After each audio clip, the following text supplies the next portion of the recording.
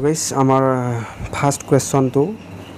চুকাফাৰ সমসাময়িক মৰাণ ৰজা কোন আছিল ইয়াতে অপচন আছে বডৌচা বডুংফা বিক্ৰমসিংহ ওপৰৰ এটাও নহয় ইয়াৰে আমাৰ শুদ্ধ উত্তৰটো হৈছে বডৌচা নেক্সট কুৱেশ্যন অসমৰ নেপোলিয়ন বুলি কাক কোৱা হয় ইয়াতে অপচন আছে হৰ্ষবৰ্ধন চুহুংমুং ৰুদ্ৰসিংহ চক্ৰধ্বজ সিংহ ইয়াৰে শুদ্ধ উত্তৰটো হৈছে চুহুংমুং ইয়াৰে নেক্সট কুৱেশ্যন আছে জগন্নাথ মন্দিৰৰ কাষত পুখুৰী খন্দোৱা আহোম ৰজাজনৰ নাম কি আছিল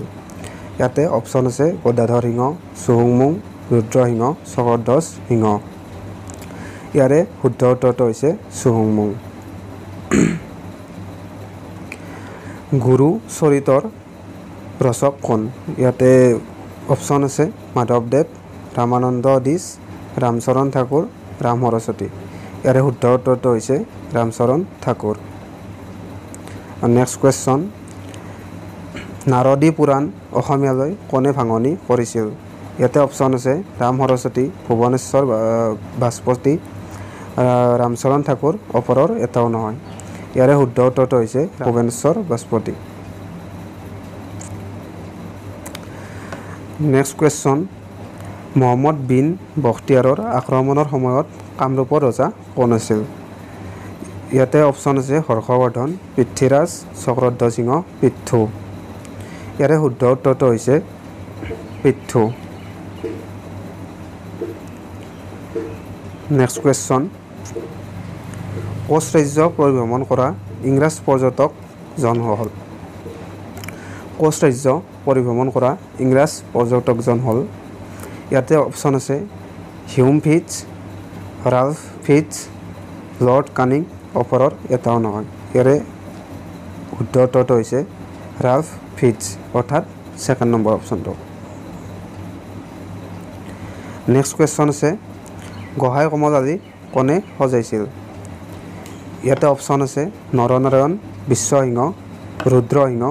নৰনাৰায়ণৰ ভাতৃ কমল গোহাঁই ইয়াৰে শুদ্ধ উত্তৰটো হৈছে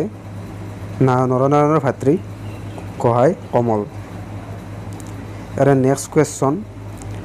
অসমৰ বিক্ৰমাদিত্য কোন মানে অসমৰ বিক্ৰমাদিত্য বুলি কাক জনা যায়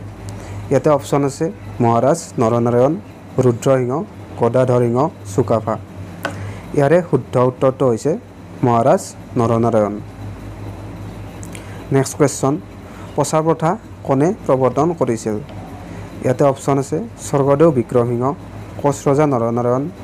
চুহুংমুং স্বৰ্গদেউ প্ৰতাপ সিংহ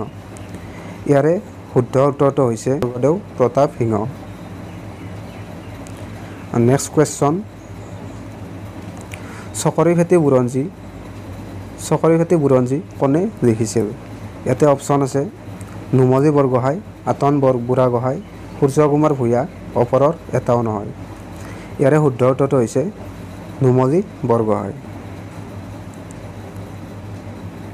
নেক্সট কুৱেশ্যন ৰাজেশ্বৰ সিংহৰ মণিপুৰী কুঁৱৰী গৰাকীৰ নাম কি আছিল ইয়াতে অপচন আছে সাৰংগনয়নী কুৰংগনয়নী সুভদ্ৰা হেমা কুঁৱৰী ইয়াৰে শুদ্ধ উত্তৰটো হৈছে কুৰংগনয়নী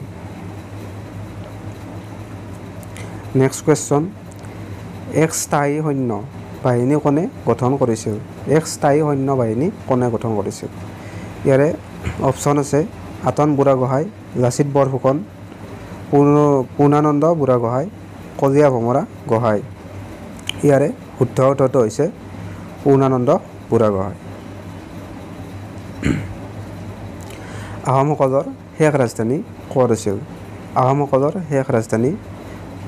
অপচন আছে চৰাইদেউ যোৰহাট নাজিৰা ৰংপুৰ ইয়াৰে অপচন শুদ্ধ উত্তৰটো হৈছে যোৰহাট নিকা সংহতিৰ প্ৰতিষ্ঠাপক কোন আছিল ইয়াৰে অপচন আছে মথুৰা দাস আতা গোপাল আতা মথুৰানন্দ গোস্বামী পীতাম্বৰ দেৱ গোস্বামী ইয়াৰে শুদ্ধ উত্তৰটো হৈছে মথুৰা দাস আতা নেক্সট কুৱেশ্যন মণিৰাম দেৱানক ফাঁচি কিমান চনত দিয়া হৈছিল মণিৰাম দেৱানক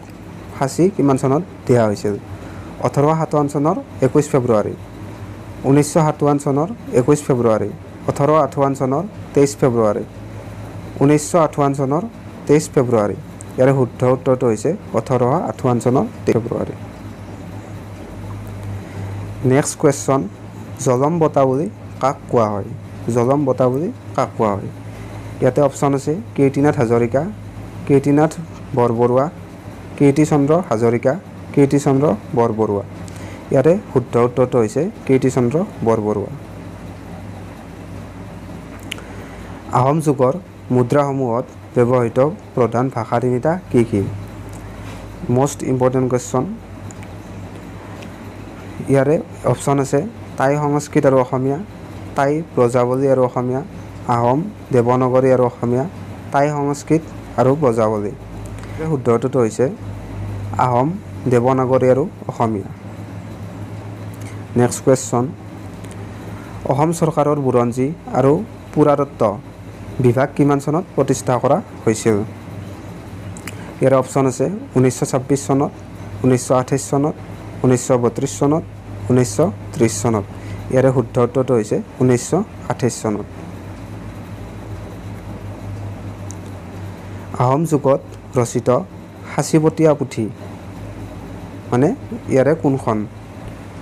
ইয়াৰে অপশ্যন আছে হস্তিবিদ্যাৰ্ণৱ ধৰ্মপুৰাণ কামশাস্ত্ৰ বিষ্ণুপুৰাণ ইয়াৰে শৰাইঘাটৰ দলংখন কিমান চনত সাজি উলিয়াইছিল ইয়াতে অপশ্যন আছে 1965 চনত 1962 চনত 1957 চনত আৰু 1948 চনত ইয়াৰে শুদ্ধ উত্তৰটো হৈছে 1962 চনত নেক্সট কুৱেশ্যন ব্ৰিটিছ কোম্পানীয়ে তেওঁলোকৰ প্ৰথম ৰাজধানী ক'ত পাতিছিল ইয়াৰে শুদ্ধ উত্তৰটো হৈছে চেৰাপুঞ্জী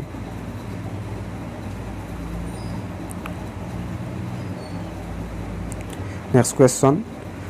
অসম ছাত্ৰ সন্মিলনৰ প্ৰথম অধিৱেশনৰ সভাপতি কোন আছিল ইয়াৰে অপশ্যন আছে লক্ষীনাথ বেজবৰুৱা পদ্মনাথ বৰগোহাঁই চন্দ্ৰনাথ শৰ্মা তৰুণৰাম ফুকন ইয়াৰে শুদ্ধ উত্তৰটো হৈছে লক্ষীনাথ বেজবৰুৱা নেক্সট কুৱেশ্যন লণ্ডনলৈ গৈ